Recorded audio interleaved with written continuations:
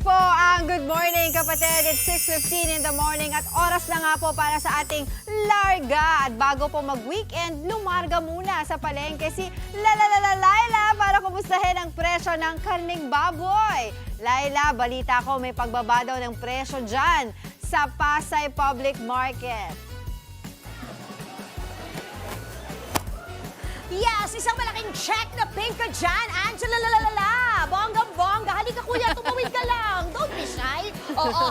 Alam mo, tama ka dyan, Angela. Bumaba nga ng 10 to 20 pesos ang presyo ng baboy dito sa Pasay Public Market. Bonggang-bongga lang, hindi ba? So mag-rundown muna tayo. Alamin natin mamaya kung ano yung dahilan nung kanilang pagbaba. Okay?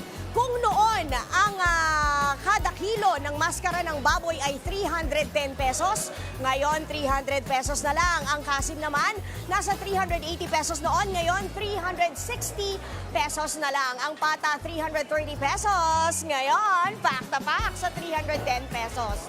Ang lomo, masarap yan iba, Choy, 400 pesos, ngayon 380 pesos. Samantalang ang ribs, masarap, ipang sigang, o kaya kung feeling social kayo,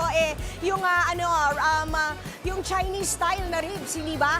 330 pesos kada kilo noon, ngayon 310 pesos na lang. Ang yempo na pwede kang magluto ng kahit ano. Ayan ha, pwede kayong mag-ihaw, pwede kayong magprito, at pwede kayong maglechon kawale. 430 pesos po yan kada kilo noon, pero ngayon 410 pesos na lang. Ang pige, pack na pack, hindi ba? 380 pesos yan per kilo. 360 pesos per kilo naman siya ngayon, okay? So alamin nga natin, bakit nga ba nagmura ang presyo ng baboy dito sa Pasay Public Market? Kasi ito, tingnan nyo, yung meat stall, yung meat shop ni Adrian Manalo, panalong-panalo kasi tingnan nyo. Eto na lang yung tinda niya sa sobrang mura o nagmura ng 10 to 20 pesos yung kanyang paninda. Good morning, Ate Mina!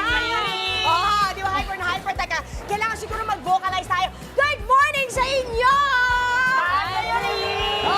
Good morning, Pasay Public Market! Kuway-kuway! Di ba? Ito si Kuya, sarap pilitin. Okay, Ate Ara, question.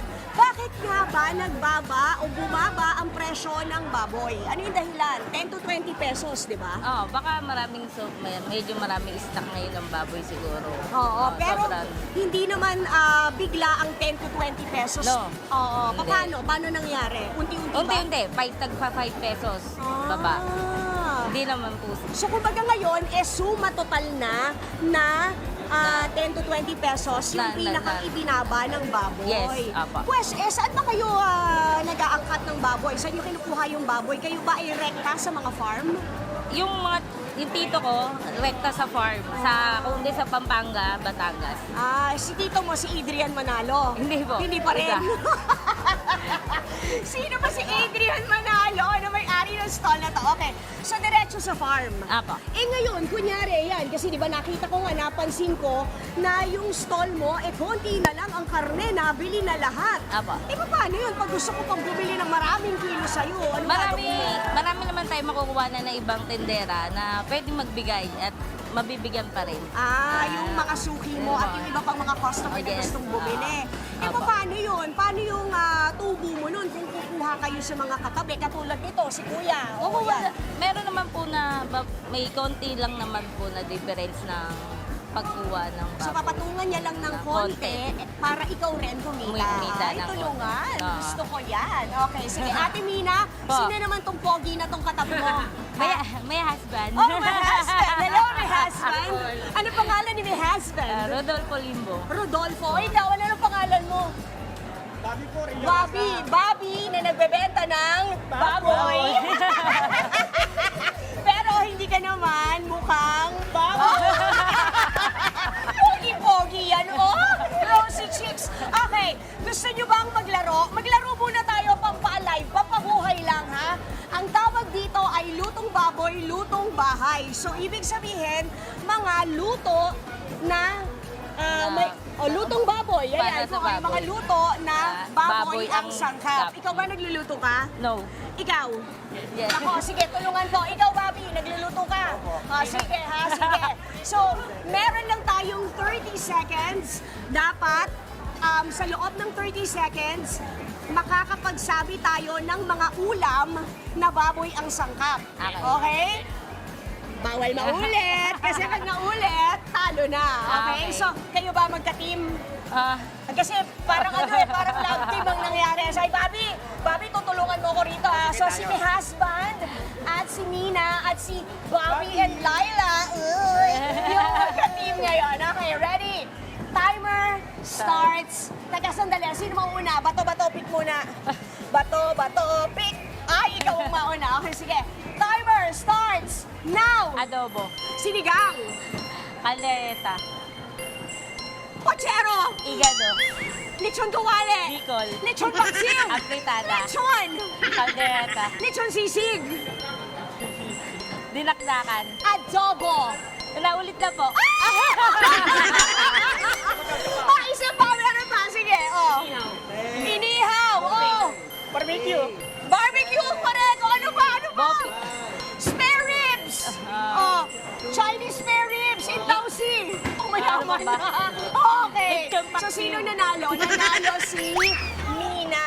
Thank Hindi you. nga naman uubra si Tita Laila sa nagbebenta ng Baboy. pork. Thank you so much, Bobby, na nagtitinda ng baboy. Ano ba nga ng stall mo? Saucy. Ayan, bili kayo ng baboy kay Bobby na nandun sa Saucy. At syempre, bili rin tayo ng baboy kay Mina na si Evian Manalo ang meat stall. yes. Ano contact number? 0949-453-7582. Ayan. Thank you so much. Thank you po. So, mag-iingat, ha? Oy, teka lang sandali. Studio.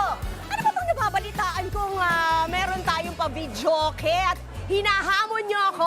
Hinahamon niyo ba ako talaga? Antayin niyo. Babalik talaga ako sa studio. Pinaghandaan ko kayo. Abangan niyo yan. So, mamaya na tayo mag-joke-joke. Angela, live tayo mag-joke sa studio. Antayin niyo pagbabalik ako. Pansamantalayan muna ang latest dito. Mula sa Pasay Baboy Market, balik sa inyo. Pero Laila, may tanong ako sa'yo. Bobby, Since baboy naman ang pinag-uusapan. Oy, anong tanong mo? Sige, ano yun? Bakit heartbroken yung baboy? Sige. Kasi pinagpalit siya. Bakit daw heartbroken yung baboy? Di bali naman daw. Happy naman siya kasi meron naman daw siyang kapatid na supportive. Pinagpalit siya.